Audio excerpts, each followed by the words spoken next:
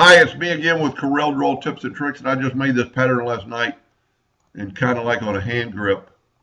And somebody asked how you could add some embellishment like a Phillips head screw. Now this is extremely large, but that's for the video. I've got a white circle that is exactly the same size. Matter of fact, it's a little bit bigger. Let's see what this circle is. 0.728. Yeah, they're the same.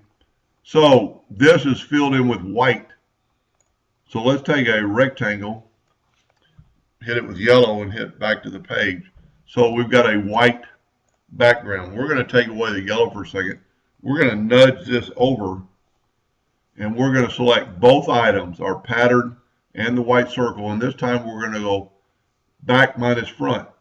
And what that did, it created a hole that's now transparent, as you can see.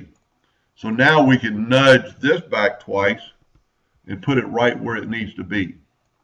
Now, personal preference, I would make that a little bit smaller to have some yellow transparent around it. With this ratio locked, let's type in 0.65. It should stay in the middle. Oh, I see I'm using somebody else's file, and right here is your object origin. So when I've changed this to 0.65 now, it ought to be right in the center. That's how I would do it. So you've got, and this would be, if you're going to do some Phillips screws, maybe it'd be lower and a lot smaller. But you could put two of them exactly like that.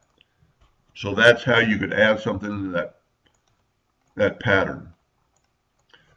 Hope that answered their question a little bit. Thank you for watching.